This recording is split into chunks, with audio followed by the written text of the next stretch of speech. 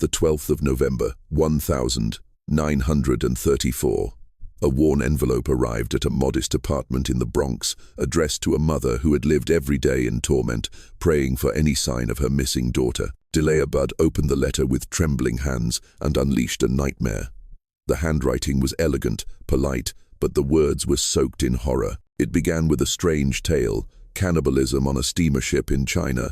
Odd, disturbing, but nothing could prepare her for what came next. On Sunday, the 3rd of June, 1928, I called on you, brought you pot, strawberries. We had lunch. Grace sat in my lap, kissed me. I made up my mind to eat her. Her world collapsed. The walls spun. Her scream tore through the building like a siren of grief and terror. Only one man could know those details. Only one monster could have written that letter: Albert H. Fish. The soft-spoken old man who smiled at strangers had just confessed to something unthinkable, and what investigators would uncover next would burn his name into the darkest corners of American history. What you're about to hear is one of the most disturbing cases in American criminal history.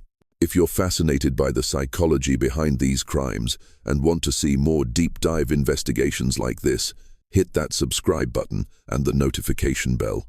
Your support helps us bring you these carefully researched stories that most people are afraid to tell. Hamilton Howard Fish was born on May 19, 1870 in Washington, D.C., into a family already cursed by madness. His father, Randall Fish, was a 5-year-old fertilizer manufacturer and former riverboat captain, 43 years older than Fish's mother, Ellen. This wasn't just an unusual age gap, it was a recipe for tragedy. The Fish family tree was riddled with mental illness like a disease. His uncle suffered from mania, ranting endlessly about divine punishment. One brother was locked away in a state mental hospital. A paternal half-brother battled schizophrenia. His sister Annie was diagnosed with a mental affliction. 3 other relatives carried diagnoses of various mental illnesses. Even his mother experienced oral and visual hallucinations, hearing voices and seeing things that weren't there. Young Albert was born into this chaos as the family's youngest child with 3 living siblings, Walter, Annie, and Edwin. He desperately wanted to escape the nickname Ham and Eggs that followed him everywhere, preferring to be called Albert after a deceased sibling. It was as if he was trying to become someone else entirely, someone who could escape the darkness that seemed to follow his bloodline. On the 16th of October, 1875, when Albert was just 5 years old, his father collapsed and died of a massive heart attack at the Baltimore and PTOAC railroad station. Ellen Fish found herself alone, penniless, and unable to care for her children. In desperation, she made a decision that would fundamentally shape her son's twisted psychology. She placed Albert in St. John's Orphanage in Washington, D.C. The orphanage was a brutal place where discipline was maintained through savage beatings. Children were regularly whipped for minor infractions, their cries echoing through the corridors. But something was wrong with Albert Fish's response to this violence. Instead of learning to fear the beatings, he began to crave them. The pain awakened something dark inside him, a sexual pleasure that would define the rest of his life. By age 9, when his mother finally secured a government job and retrieved him from the orphanage, the damage was irreversible. The boy who returned to her was fundamentally different, hungry for pain, and already showing signs of the monster he would become. At age 12 in 1882, Albert Fish began a relationship that would complete his psychological destruction. A telegraph boy introduced him to practices that would have revolted normal children, drinking urine and eating feces. For Fish, these acts became sources of intense sexual excitement. He developed cophilia and urethria, finding pleasure in what should have been disgusting.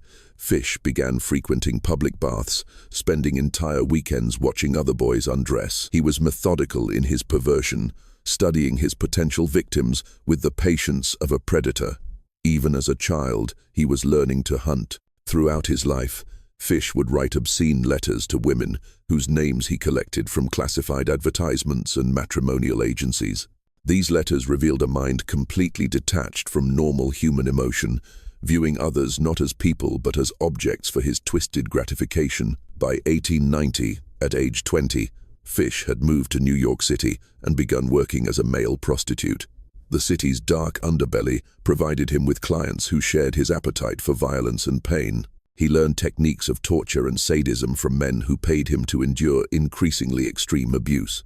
Despite his disturbing private life, Fish managed to maintain a facade of normalcy. In 1898, his mother arranged his marriage to Anna Mary Hoffman. To the outside world, they appeared to be a respectable couple.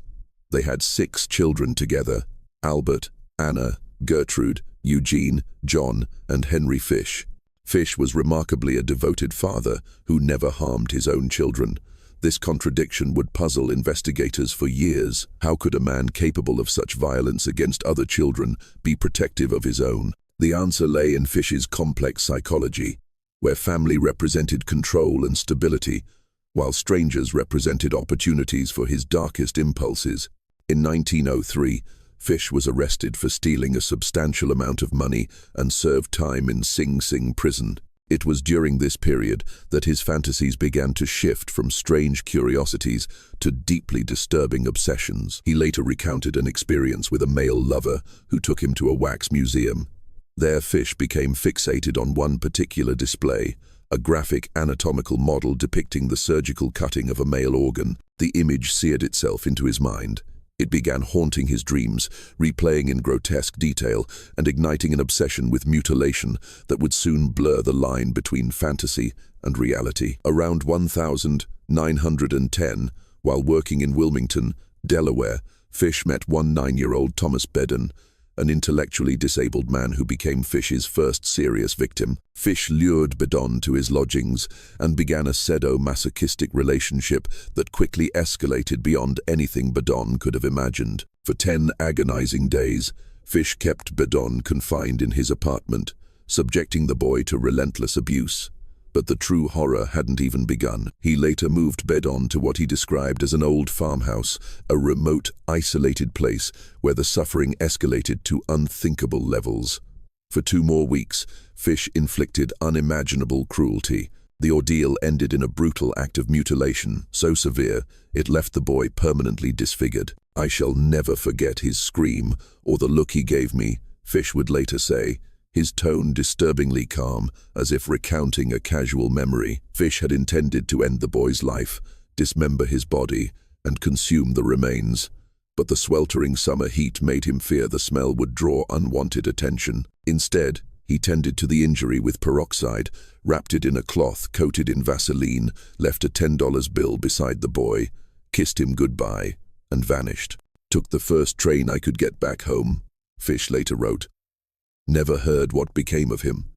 Never tried to find out. This incident marked Fish's transition from someone who inflicted pain for sexual pleasure to someone capable of calculated, methodical torture. It was a crucial psychological milestone on his path to becoming a serial killer. In January 1917, Fish's carefully constructed normal life collapsed when his wife left him for John Straber, a handyman who had been boarding with the Fish family. Anna took nearly every possession they owned, leaving Fish to raise their 6 children alone. The abandonment triggered a complete psychological breakdown. Fish began experiencing auditory hallucinations, hearing voices that he believed were divine commands. He once wrapped himself in a carpet, claiming he was following instructions from John the Apostle. It was around this time that Fish began his most extreme form of self-torture, embedding needles into his groin and abdomen. X-rays taken after his eventual arrest revealed at least 29 needles lodged in his pelvic region,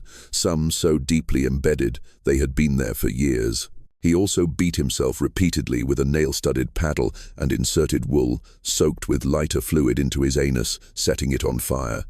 The pain provided him with sexual release that normal relationships could not.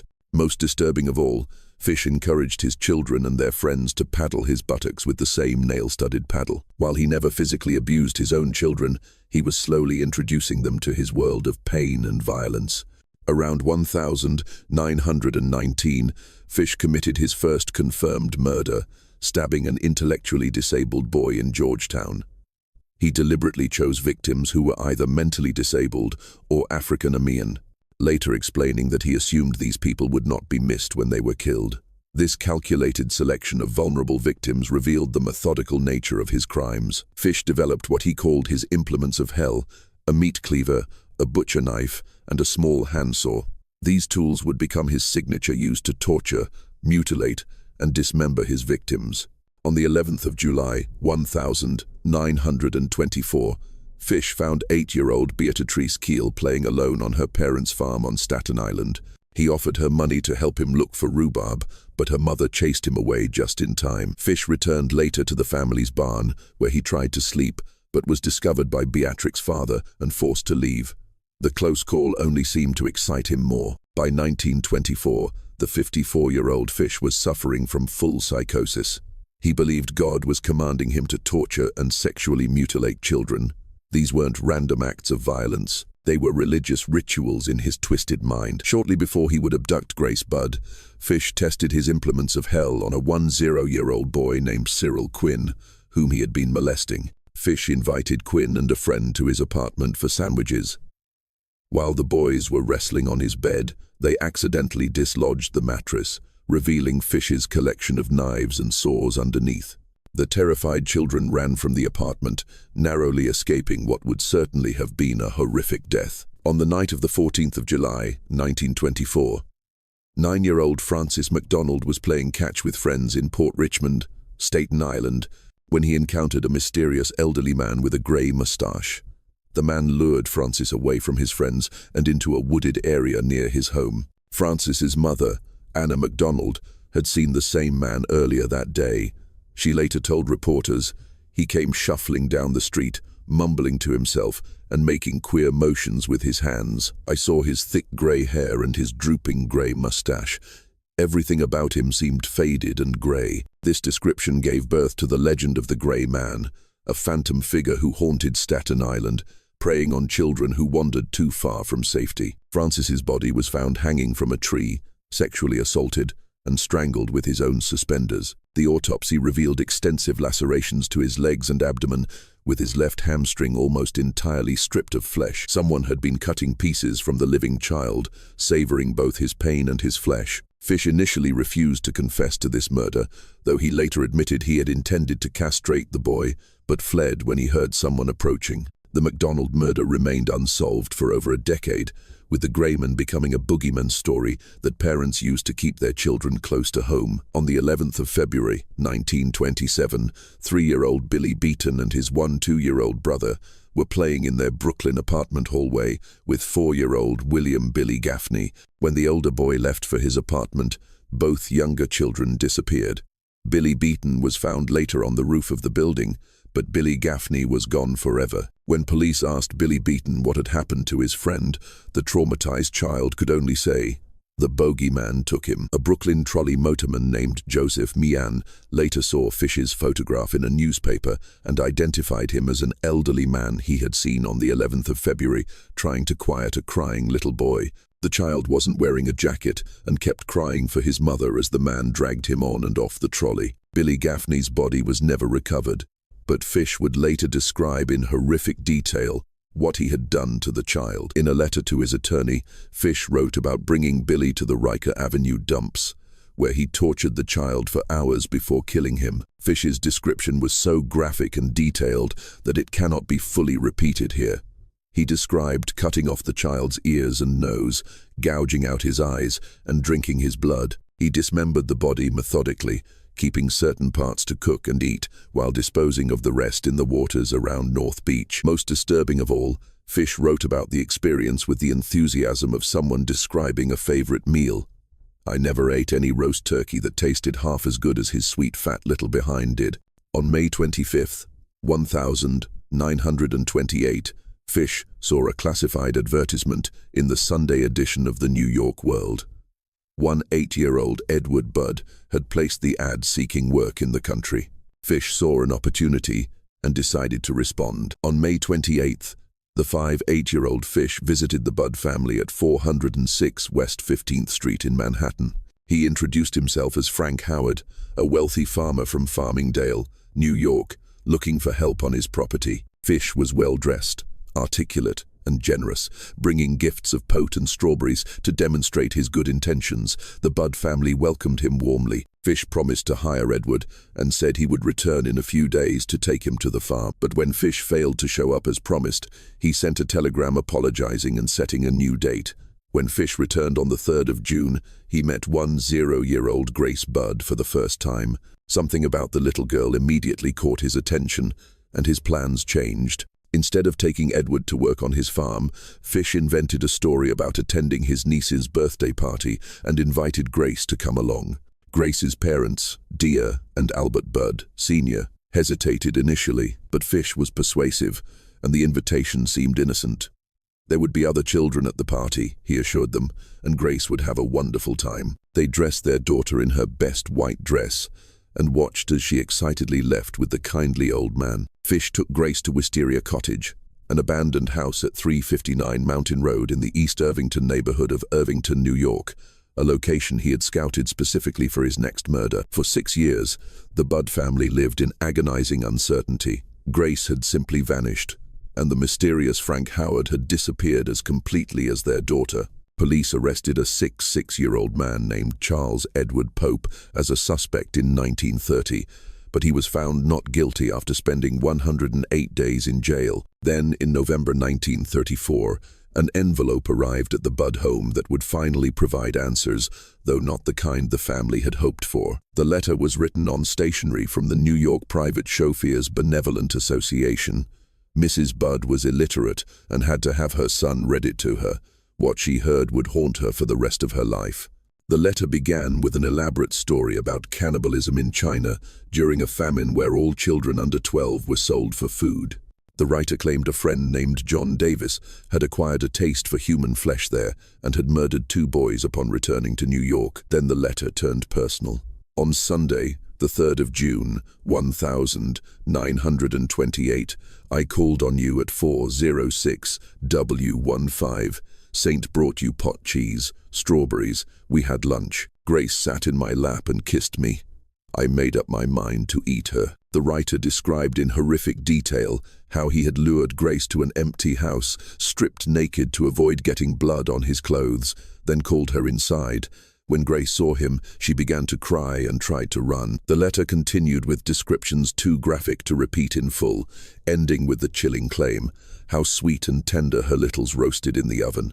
It took me 9 days to eat her entire body. Mrs. Budd's screams echoed through the building as the full horror of what had happened to her daughter finally became clear. Detective William King, who had never forgotten the Grace Budd case, immediately began investigating the letter.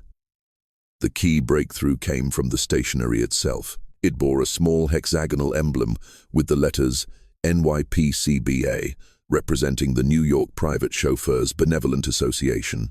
A janitor at the association told police he had taken some of the stationery home but left it at his rooming house at 200 East 52nd Street when he moved out. The landlord confirmed that an elderly man matching Fish's description had been staying there, but had checked out a few days before the letter was sent. King's persistence paid off when the landlady mentioned that Fish's son regularly sent him money and that Fish had asked her to hold his next check. King decided to wait outside the rooming house, knowing Fish would eventually return for his money. On the 13th of December, 1934, exactly 1 month after the letter was delivered, Fish returned to collect his check. King approached him calmly and asked if he would come to headquarters for questioning. Fish agreed without resistance, but as they prepared to leave, he suddenly brandished a razor blade.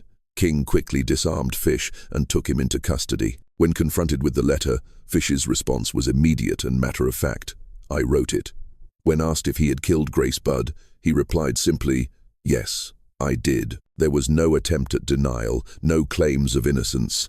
Albert Fish seemed almost relieved that his secret had finally been exposed. In custody, Fish proved remarkably willing to discuss his crimes in detail. He seemed to enjoy shocking investigators with his stories, though separating truth from fantasy in his confessions became a significant challenge. Fish claimed responsibility for numerous murders across multiple states, sometimes providing accurate details and sometimes clearly fabricating stories for effect. He spoke of victims in New York, New Jersey, Connecticut, and other locations, describing various methods of torture and murder.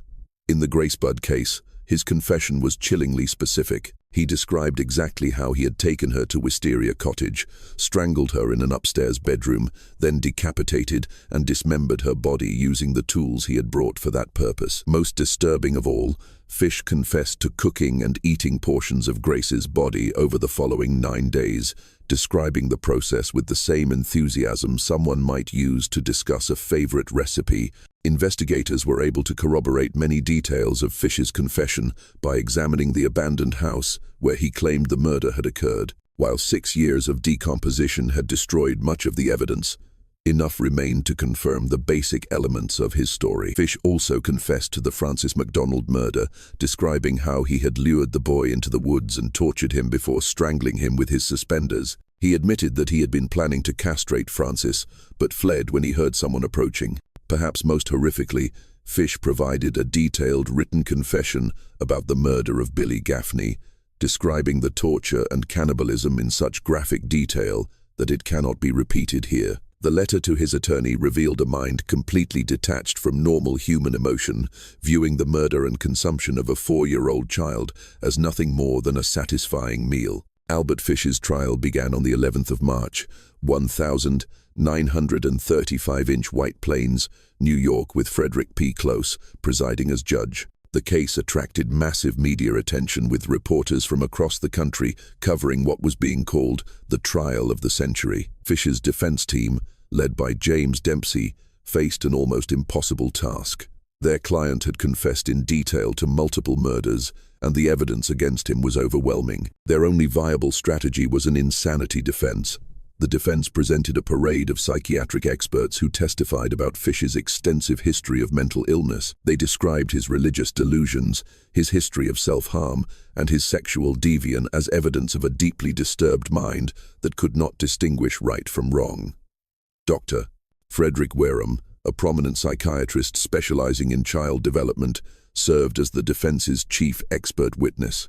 Over 2 days of testimony, Wareham explained Fish's obsession with religion, particularly his preoccupation with the biblical story of Abraham and Isaac. Fish believed that sacrificing children would serve as penance for his own sins, and that angels would prevent the act if God disapproved. Wareham detailed Fish's cannibalism, which Fish associated with religious communion in his twisted mind. The final question from defense attorney Dempsey was 15,000 words long, detailing Fish's entire life before asking for Wareham's professional opinion. Wareham's response was simple and direct: he is insane. The prosecution, led by District Attorney Elbert F. Gallagher, argued that while Fish might be mentally ill, he was still legally sane and fully aware of his actions. They pointed to the careful planning that had gone into his murders, his ability to maintain normal relationships, and his capacity to hold down jobs as evidence of his competency. The prosecution's rebuttal witnesses included doctors who argued that Fish's perversions were not evidence of insanity, but simply extreme examples of behaviors found in many people. One witness even claimed that coprilia, urophilia, and pedophilia were socially perfectly all right, and that Fish was no different from millions of other people who had the very same perversions. Fish's 7-year-old stepdaughter, Mary Nicholas, testified about the disturbing games Fish had taught her and her siblings, games that involved overtones of masochism and child molestation. Despite the extensive testimony about Fish's mental state, the jury was not convinced by the insanity defense. While none of the jurors doubted that Fish was mentally ill, as one later explained, they felt he should be executed anyway.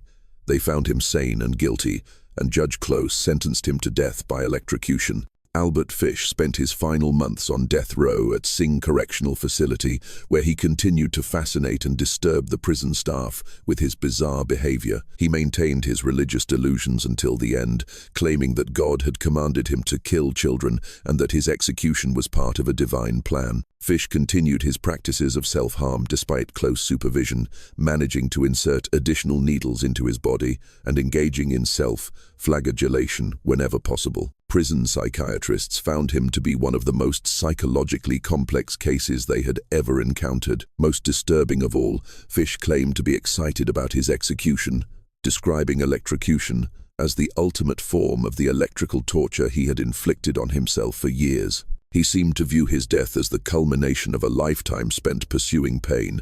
On the 16th of January, 1936, Albert Fish walked calmly to the electric chair at Sing Sing. Witnesses reported that he appeared almost eager for the procedure to begin, even helping the executioner position the electrodes on his body. His last words were reportedly, "I don't even know why I'm here," though this may have been a final manipulation, an attempt to appear confused and mentally incompetent even at the moment of death. The execution was complicated by the numerous needles Fish had embedded in his body over the years. Rumors spread that the metal objects interfered with the electrical current, requiring 2 applications of electricity to kill him. While these rumors were later debunked, they added to the mythology surrounding Fish's death.